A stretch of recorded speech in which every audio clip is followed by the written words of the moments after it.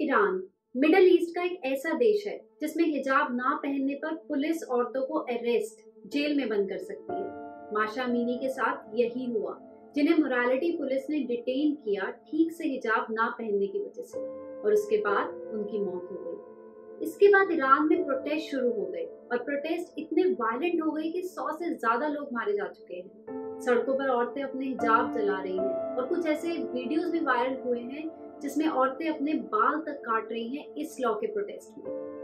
कुछ ऐसी भी कंट्रीज हैं जहां हिजाब या बुर्का पहनने पर बैन है, जैसे फ्रांस, जहां स्कूल्स और पब्लिक इंस्टीट्यूशन में हिजाब पहनने पर रोक है। रिसेंटली इंडिया में बैंगलोर का एक स्कूल का केस सामने आया, जहां स्कूल अथॉरिटीज ने डिसाइड किया था कि लड़कियां हिजाब पहन के स्कूल में नहीं आ सकती। ये केस हाई कोर्ट तक गया और हाई कोर्ट ने स्कूल के फेवर में वर्डिक्ट दिया, लेकिन अभी ये केस सुप्रीम कोर्ट पे पेंडिंग है।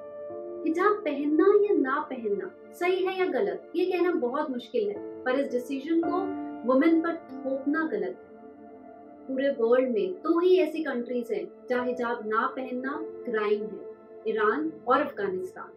लेकिन ईरान हमेशा से ऐसा नहीं था। ये कुछ फोटोज है 1979 से पहले की, जब ईरान इतना कंजर्वेटिव नहीं था और वुमेन को फ्रीडम थी अपने हिसाब से कपड़े पहनने की। लेकिन ऐसा क्या हुआ 1979 में जिसके बाद हिजाब पहनना मैंडेटरी हो गया, और क्या ये प्रोटेस्ट सक्सेसफुल होंगे औरतों को उनका हक दिलाने में? आइए बात करते हैं आज की इस video. It's hard to believe this kind of atrocity can occur in this day and age. It is day 7 of demonstrations in Iran following the death of 22-year-old Mahsa Amini. Iran की history की बात करें तो इसे rule किया गया कई dynasties के द्वारा, पर हिजाब पर पहला लॉ पहलवी डायनेस्टी लेकर आई और तब से हिजाब एक कंट्रोवर्शियल टॉपिक बन गया ईरान की पॉलिटिक्स में। 1921 में रेजा शाह ने ब्रिटिशर की हेल्प से खजर डायनेस्टी को ओवरथ्रो कर दिया और अपनी पहलवी डायनेस्टी एस्टैब्लिश करी। पर ब्रिटिशर्स ने रेजा शाह की हेल्प क्यों करी? इसका रीजन है ऑयल। 1908 में ईरान पहली कंट्री थी पर्शियन गल्फ में जिन्होंने ऑयल रिजर्व डिस्कवर करे, जिसको लेकर फर्स्ट वर्ल्ड वॉर के बाद ब्रिटेन और सोवियत यूनियन के बीच इन ऑयल रिजर्व को लेकर काफी खींचातानी हुई, पर ब्रिटेन सक्सेसफुल रहा इन रिजर्व्स को कंट्रोल करने में। ब्रिटेन ने एक एंग्लो ईरानियन ऑयल कंपनी बनाई जो आगे जाके ब्रिटिश पेट्रोलियम BP के नाम से फेमस हुई। रेजा शाह की अप्रोच सेकुलर और वेस्टर्न स्टाइल गवर्नमेंट की थी। ईरान में ब्रिटेन की तरह कॉन्स्टिट्यूशनल मोनार्की थी, हालांकि शाह के पास काफी पावर्स थी, और इन्होंने ही 1930 में ऐसा चेंज लाया जिससे वुमेन पार्टिसिपेशन सोसाइटी में बढ़ सके। बैन ऑन वेयरिंग हिजाब। इसके बाद पहली बार क्वीन और उनकी बेटियां बिना हिजाब के बाहर आई, और यह आम जनता के लिए बहुत एम्पावरिंग था। क्लेरिक और रिलीजियस लीडर्स को ये रिफॉर्म पसंद नहीं आ रहे थे, क्योंकि रेजा शाह सेकुलर टाइप गवर्नमेंट चला रहे थे और ईरान शिया इस्लामिक से हटकर सेकुलर कंट्री बन रहा था। आगे चल के इसी मॉडर्न अप्रोच को कंटिन्यू किया उनके बेटे मोहम्मद रेजा खान ने। देश में व्हाइट रेवोल्यूशन की शुरुआत करी और इकोनॉमिक रिफॉर्म्स करे। ऑयल इंडस्ट्री को डेवलप किया गया और काफी वेस्टर्नाइजेशन भी हुई ईरान में, और साथ ही महिलाओं को पहली बार वोट करने का हक भी मिला। इसी दौरान कुछ और रिफॉर्म्स भी हुए, जैसे मिनिमम एज ऑफ मैरिज को 13 साल से हटाकर 18 साल कर दिया गया। पर इतनी मॉडर्नाइजेशन के बाद ईरान मोरालिटी पुलिस तक कैसे पहुंचा? ये सब शुरू हुआ 1979 के इस्लामिक रेवोल्यूशन से, और इसमें सबसे बड़ा इशू था कंजर्वेटिव सेक्शन का मॉडर्नाइजेशन और इन रिफॉर्म्स को एक्सेप्ट ना करना। और साथ ही लोग डिससेटिस्फाइड थे उस टाइम की गवर्नमेंट से, और लोगों को लगता था कि ऑयल के बेनिफिट्स गरीब लोगों तक नहीं पहुंच रहे। हालांकि ईरान बहुत डेवलप हो रहा था, नए कॉलेज बन रहे थे, हाईवेज बन रहे थे, लेकिन काफी इनइक्वालिटी देखने को मिली ईरान में उस टाइम पे। उस समय एक आर्टिकल छपा आयतोल्ला खुमैनी के खिलाफ, जो एक रिलीजियस लीडर और क्लेरिक थे। ये इन सभी रिफॉर्म्स जैसे women rights, judicial, constitutional reforms के खिलाफ थे, और इस आर्टिकल के छपने के बाद इनके फॉलोअर्स ने इस रेवोल्यूशन को ज्वाइन कर लिया। इस रेवोल्यूशन के दौरान हिजाब को एक पॉलिटिकल सिंबल बना दिया गया गवर्नमेंट और उनके मॉडर्न अप्रोच के रिजेक्शन का। रेवोल्यूशन को काफी लेफ्टिस्ट और इस्लामिक ऑर्गेनाइजेशन का सपोर्ट था। इस रेवोल्यूशन के चलते शाह मोहम्मद रेजा की सरकार को ओवरथ्रो कर दिया गया, और शाह 16 जन 1979 को ईरान छोड़कर अमेरिका चले गए, और तब एक नया कॉन्स्टिट्यूशन बना, और इस कॉन्स्टिट्यूशन के under Islamic Republic of Iran की शुरुआत हुई। नए कॉन्स्टिट्यूशन के हिसाब से वहाँ इलेक्शंस हुए, पार्लियामेंट और प्रेसिडेंट भी थे, लेकिन इन सब के ऊपर एक सुप्रीम लीडर था जो सरकार के किसी भी डिसीजन को ओवरटर्न कर सकते थे, और वो सुप्रीम लीडर बने आयतुल्ला खुमैनी। शरिया लॉ को अडॉप्ट किया गया और हिजाब को कंपल्सरी बना दिया। हालांकि महिलाओं ने इस मैंडेट का विरोध किया, पर 1983 में पार्लियामेंट ने हिजाब पहनने को ऑफिशियली लीगल बना दिया, और इसी समय लॉज में कुछ और चेंज करे गए जिससे वुमेन राइट्स पहले से कम हो गए।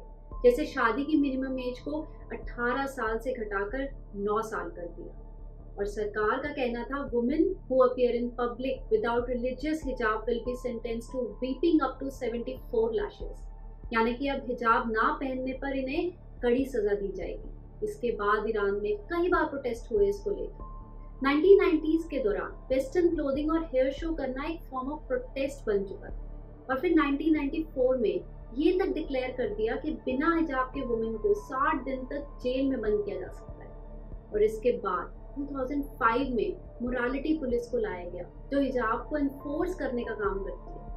ये आम पुलिस की तरह ही है, पर इसका काम वुमेन ड्रेस कोड को एनफोर्स करना है कि महिलाओं ने हिजाब ठीक से पहना है कि नहीं, लूज फिटिंग वाले कपड़े पहने हैं या नहीं, और जो ये फॉलो ना करे तो पुलिस उन महिलाओं को डिटेन करती है और री-एजुकेशन सेंटर भेजती है इन इस्लामिक वैल्यू सिखाने के लिए। ईरान में जो अभी हिजाब को लेके प्रोटेस्ट चल रहे हैं उसके पीछे कई रीजंस हैं, लेकिन माशा अमीनी की डेथ इसका एक ट्रिगर पॉइंट था। एक तरह से लोगों का सरकार के खिलाफ गुस्सा है। माशा अमीनी 13 सितंबर को अपने परिवार के साथ कार्डिश रीजन से तेहरान आ रही थी। उन्हें तेहरान ट्रेन स्टेशन पर मोरालिटी पुलिस ने रोका और डिटेन कर लिया क्योंकि उनका हिजाब हल्का सा लूज था।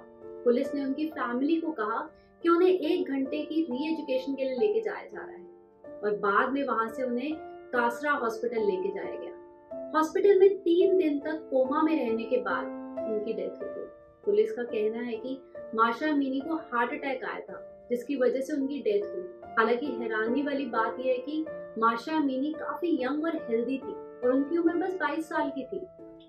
इस एक घटना ने पूरे देश को हिला के रख दिया। कुछ आई विटनेस का कहना है पुलिस ने उन्हें वैन में ले जाकर पीटा, और उनकी फैमिली एलिज करती है कि उन्हें पुलिस के द्वारा मारा गया जिसकी वजह से उनके सिर पे चोट आ गई और उनकी मौत हो गई। दूसरी तरफ ईरान की गवर्नमेंट इन एक्यूजेशन को रिजेक्ट करती है। इस कंट्रोवर्सी की वजह से ईरान में प्रोटेस्ट शुरू हो जाते हैं। प्रोटेस्ट बड़े होने लग जाते हैं और इस टाइम पर ईरान के प्रेसिडेंट इब्राहिम राइसी अपनी कंडोलेंसेस एक्सटेंड करते हैं माशा के परिवार को और एश्योर करते हैं इस पूरे इंसिडेंट की इन्वेस्टिगेशन की जाएगी और सच सामने आएगा। लेकिन इसके बाद भी प्रोटेस्ट रुकते नहीं हैं और जैसे जैसे सोशल मीडिया पर ये खबर और प्रोटेस्ट की वीडियो फैली, प्रोटेस्ट और शहरों में स्प्रेड होने लगे। ऐसी कुछ वायरल वीडियोस भी आई जिसमें औरतें अपने हिजाब को खुलेआम जला रही हैं और बाल काट रही हैं। नारे लगाए जाते हैं डेथ टू द डिक्टेटर और वुमेन लाइफ फ्रीडम के। जल्दी ही ये प्रोटेस्ट वायलेंट मोड ले लेते हैं। अथॉरिटीज के द्वारा टीयर गैस और लीथल फोर्स का इस्तेमाल किया जाता है।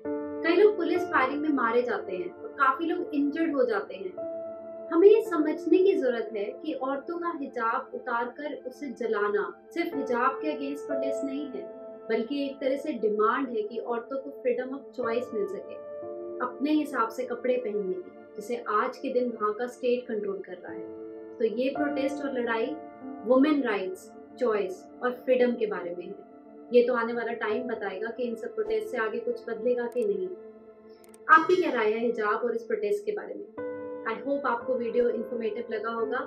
मिलते हैं नेक्स्ट वीडियो में। Thank you.